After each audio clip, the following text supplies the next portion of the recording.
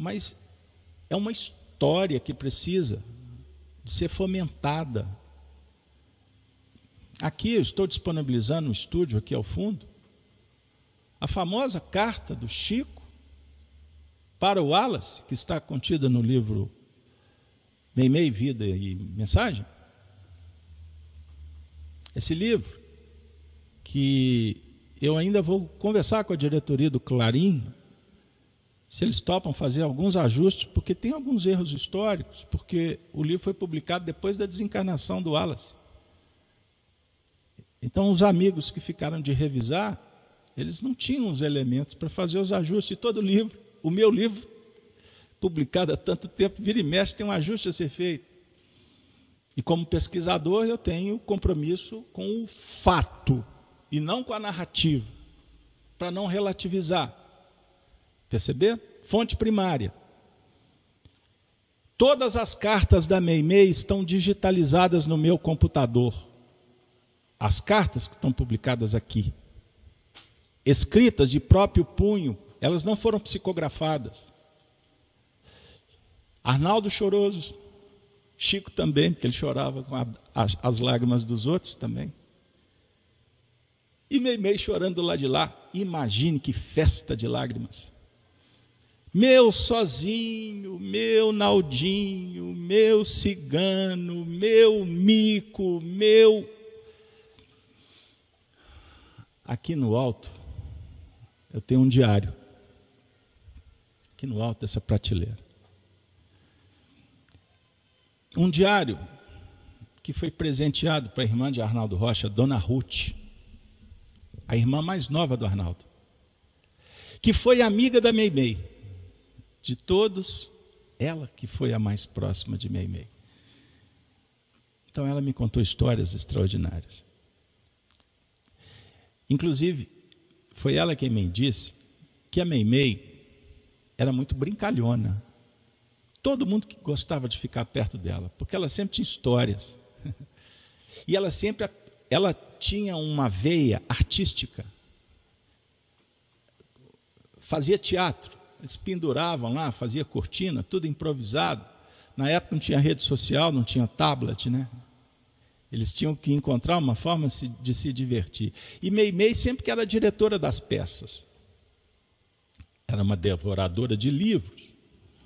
Isso eu escutei do Arnaldo, o Wallace escreveu, mas foi muito diferente escutar da Dona Ruth, velhinha, pequenininha, dá vontade de você pôr no colo, levar para casa. Passou uma tarde, eu passei uma tarde com ela, junto com Moira Toffani Rocha, a filha de Arnaldo, que me levou para conhecê-la, e ela me contou uma seguinte história, que Meimei tinha mania de colocar apelido nas pessoas. Então, todo mundo tinha um apelido. Meimei olhava para uma pessoa e falou assim, o apelido dela é esse. E ela era muito criativa, e todo mundo gostava dos apelidos que ela inventava.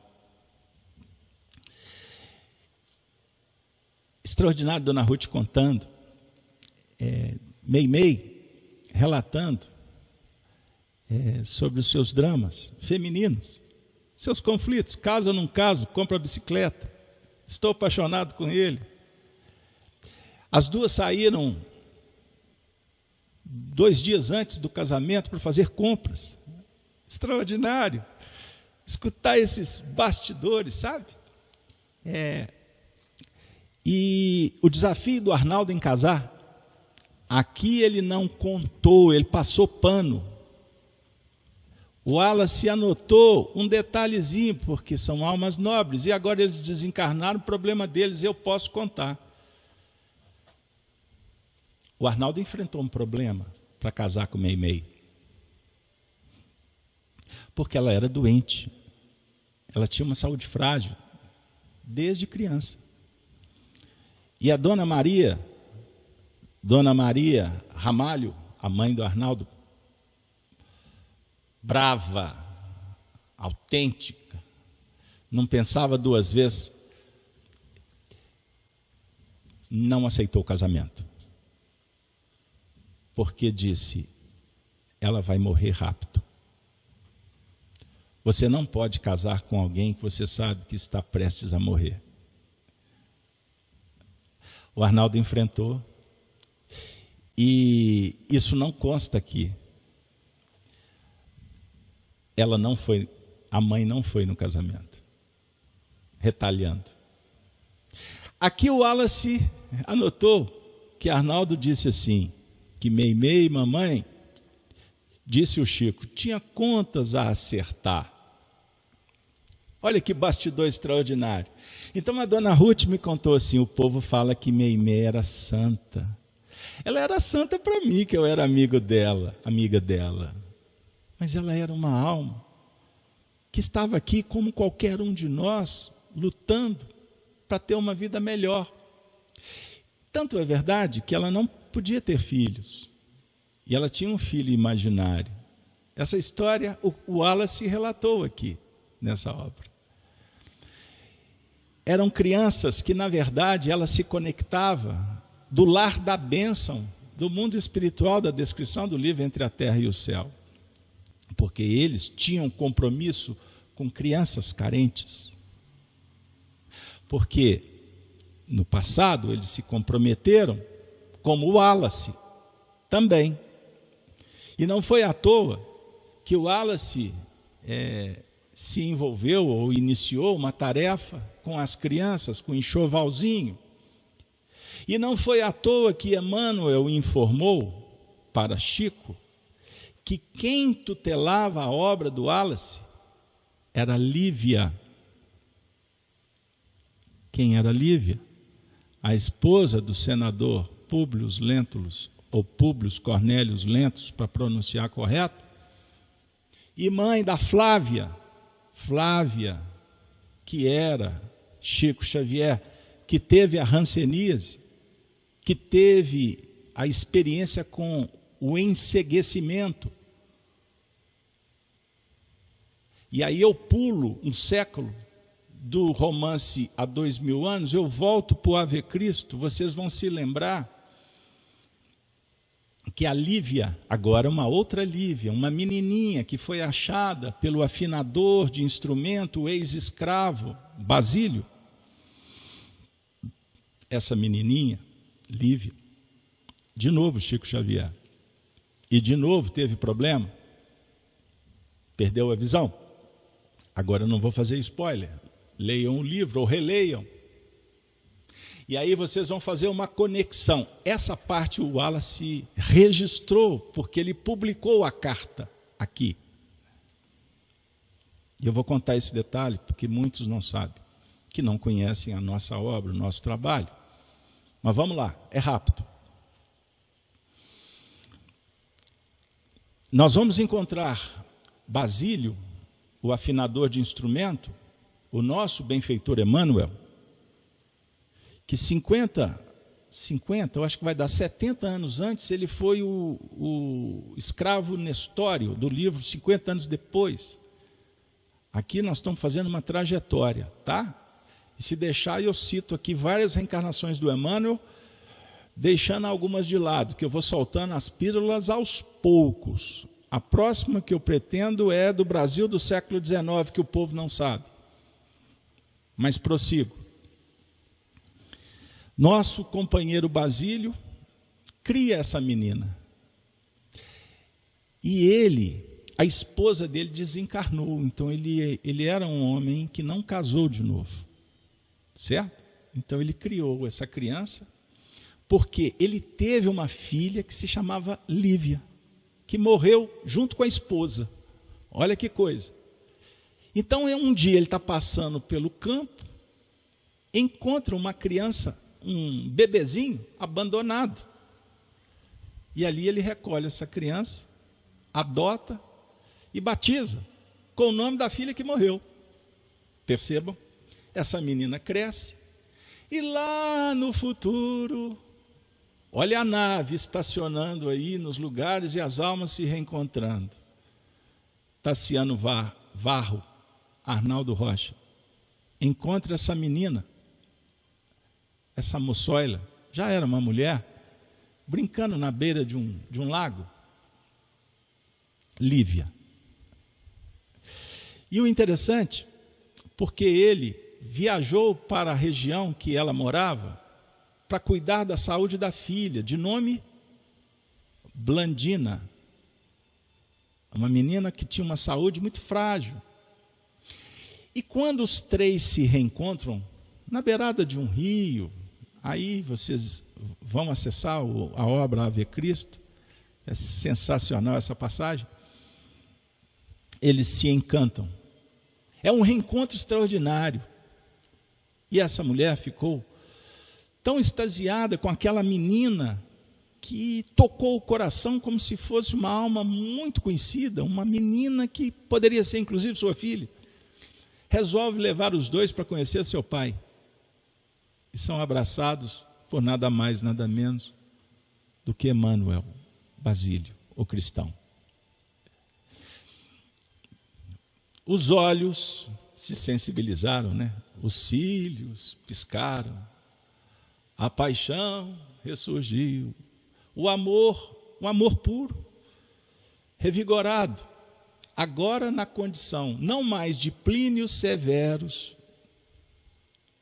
Olha o dado, romance há 2000 anos, não mais Plínio Severus, filho de Flamínio Severus, aquele senador que era amigo de Públio Lentulus. Lembram do primeiro capítulo do livro, em que os dois estão deitados no triclínio, conversando sobre as questões de Roma?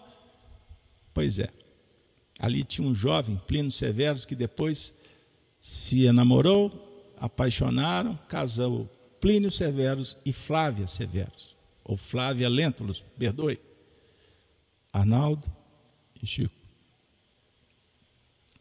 200 e tantos anos depois, Tassiano encontra de novo com a Flávia, agora com o nome da mãe, lá daquela época, Lívia. Só que Tassiano era casado. A esposa de Tassiano o traía, como o pai também foi traído pela mãe do Tassiano. As tramas das trevas. E a nossa Lívia era casado com um personagem, deixa eu buscar aqui, Marcelo Volusiano, recordei. Ele era um aventureiro da vida. Ele gostava de seguir os circos. E ele abandonou a esposa. Nas juras de amor, a possibilidade do namoro surgindo, olha só que perigo. Eis que Tassiano propõe algo de muito especial, querendo, inclusive, quem sabe que a Lívia pudesse ajudar a cuidar da sua filha tão frágil, Blandina.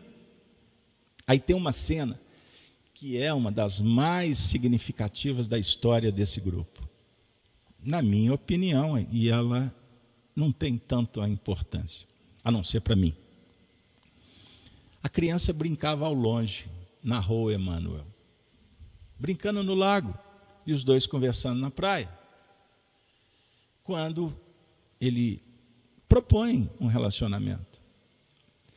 Aí tem uma fala da Lívia, busquem lá. Eu coloquei no Chico Diálogos e Recordações, porque é um recorte tão apaixonante, tão libertador, porque a Lívia diz assim para ele, não literalmente, mas ela informa, relembra, talvez com o coração apertado, que os dois tinham compromissos morais. Ela tinha compromisso moral com Marcelo, que embora tenha abandonado, ela não sabia se ele ia voltar ou não, e se ele voltasse. E no caso, Tassiano ainda era casado, então era impossível. Eles não poderiam se comprometer. Aí ela usa a seguinte frase, que eles não poderiam conspurcar a mente de Blandina com exemplos equivocados. Ela renuncia, e ele entende, e os dois fazem então um pacto. Continuemos amigos. Só que aí vem a frase profética. E para quem gosta do Apocalipse, é o meu caso, extraordinário. Ela diz assim: em face isso, oremos. Ela não fala a Deus, oremos aos deuses, porque ela dá uma ajustada, porque ela viu que o outro companheiro tinha outros princípios. Encontrar-nos-emos em Blandina no futuro.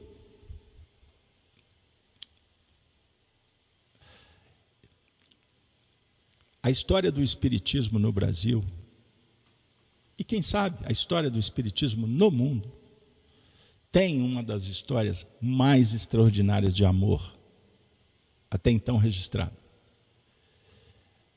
É o amor de Tassiano, não mais, Arnaldo Rocha e Meimei. Porque ela volta do túmulo e mostra que para o amor o túmulo não é intransponível. Ela se materializa na frente de tantas pessoas, não foi um fenômeno da vidência. O perfume Chanel sentido em todo o ambiente do grupo Meimei, e ela dá um beijo no marido, é verdade. E os dois se reencontram em Blandina, Chico e Arnaldo, pois foi ali no mês de outubro, 1946, ela tinha desencarnado em setembro de 46, e em outubro, Arnaldo, que tinha perdido 20 quilos, o Wallace registrou. Estava depressivo, sofrido com a morte de Meimei, Irma de Castro Rocha. E ele vai encontrar com Chico Xavier na Avenida Santos Dumont, subindo da Praça da Estação na direção da Praça da Rodoviária. E nunca mais a vida foi a mesma para eles e para nós, que estamos aqui recordando esses fatos.